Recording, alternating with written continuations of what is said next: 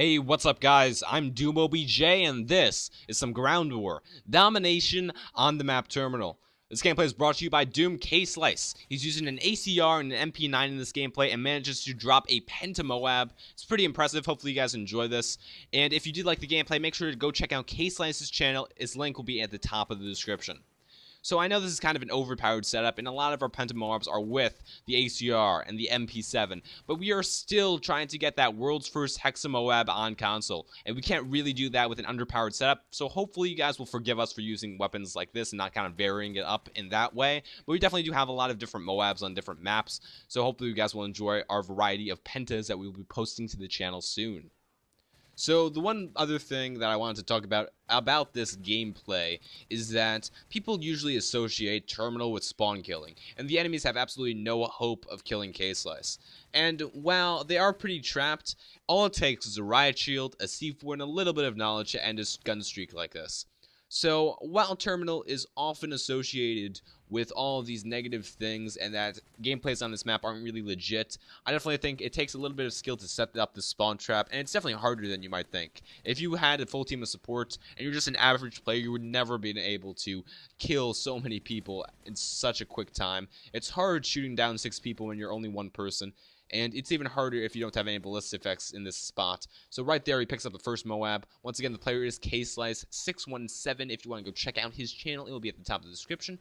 And I think that's just about it for the gameplay. Let's move on to the commentary. And today, what I want to talk about is Call of Duty Ghosts, or Modern Warfare 3.5. Usually, Infinity Ward tends to ignore the Treyarch games, and you saw this with Modern Warfare 3, and it's happening once again.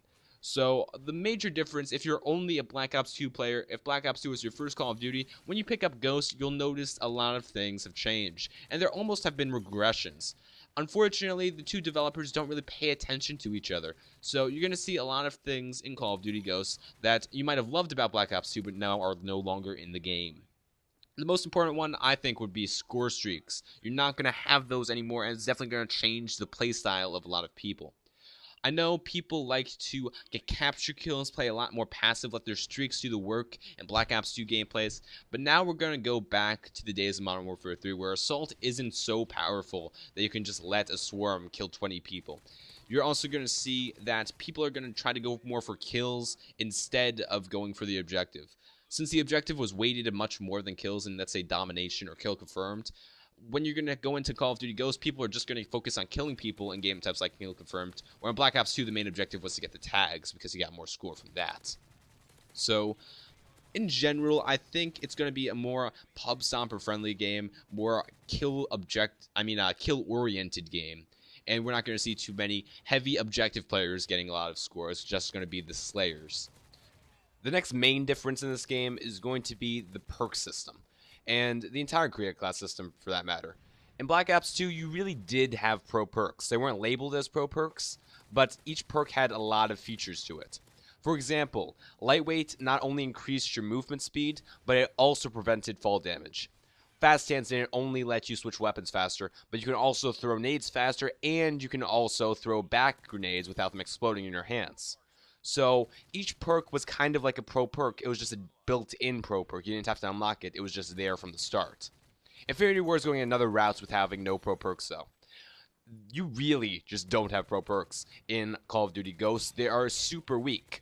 Those features are kind of split up now. For example, Dead Silence Pro no longer exists. One perk has no footsteps. Another separate perk has no fall damage. Same thing with Sleight of Hand. One perk is faster weapon swapping. Another different perk is faster reloading. And what this causes is it's going to cause a different way of building your class. It's going to prevent you from having a lot of perks, and you're actually going to have to spend more points on your gun and stuff. Essentially, in older Call of Duties, if you had 3 pro perks, let's just say that there's 6 Infinity Ward perks, 6 Call of Duty Ghost perks. But in Ghost, you only have 8 points, and each perk really costs an average of 2 points, so you're only going to get 4 perks, while in past Call of Duties, you got 6, if that makes any sense to you guys. The system is kind of complicated, and it's hard to understand right now, but when you pop in Call of Duty Ghosts, you'll realize that your perk loadout is going to be much weaker than in previous titles. Another thing kind of tying into that is the Pick 10 system not being included in the game. A lot of people really liked being able to build their class specifically to what they wanted to do. If they wanted to knife, you can take up a lot of perks and have no guns. If you wanted to C4 spam, you can put on fast chance and scavenger and have danger close C4s and sacrifice attachments. If you wanted to have no perks, you can put on 3 attachments to your gun and have a secondary with a lot of attachments too. So it really allowed people to vary up how they wanted to play.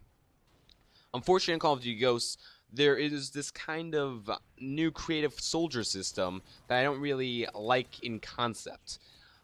The creative soldier system is similar to the Black Ops 2 system of the additional created classes, where you have 10 classes per one set and you have 10 of those to make 100 classes, but you can't switch between them in between games. That's kind of how creative soldier is. You have the prestiges where you can switch between soldiers in between lobbies but not in game, and you have to go through all 10 of those and build setups and keep leveling up through 10 of those to prestige.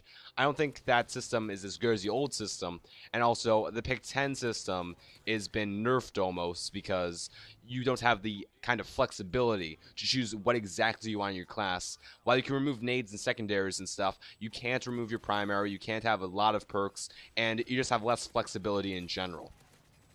So those are the main reasons, in my opinion, why Call of Duty Ghosts is kind of changing too much. It's kind of ignoring the good things in Black Ops 2 and going in its own direction. But there are a few minute details I'll just pop in right now. And maybe you guys think these are good, maybe you guys think these are bad. There are two different sides to every single story. But a lot of things in Call of Duty Ghosts are definitely being changed up. Theater mode has been confirmed to not exist. This is good because that means there's less saturation on YouTube because people can't record as much. This is bad because YouTubers really relied on theater mode to have third-person perspectives for montages and machinimas and all that stuff. Snipers have been nerfed. Apparently there's no more quickscoping. So compared to Black Ops 2, where you had a lot of strong snipers and the community loved quickscoping, now there's going to be more weaker snipers. That's going to be good for regular gunners but bad for the sniping community. You also have little MLG support in the game. They haven't confirmed Hardpoint will be in Ghost. They haven't confirmed Codcaster. There's definitely no League play. And because of all of this, you really don't have what you had in Black Ops 2, where the developers directly supporting the competitive scene. You have something different where it's going to be going public match oriented. So when you have new game types like Cranked and they're bringing back Infected, you can really see they're supporting the casual gamer, which is good, but they're not supporting the competitive scene anymore, which is bad for those guys. So it's all depending on perspectives whether or not you're going to like Call of Duty Ghosts. It's definitely something vastly different from what we've seen in the past. So that's about it. Tell me in the comments section what you think about this game, because I'm very curious to hear your guys' opinions. Do you think Call of Duty Ghosts, from what you've heard so far with all these press releases and all of the blogs and all of the YouTubers showing off footage, do you think Call of Duty Ghosts is going to be a good game? Or do you think Infinity Ward is changing way too much and straying away from that classic Call of Duty formula that made games so much fun in the past?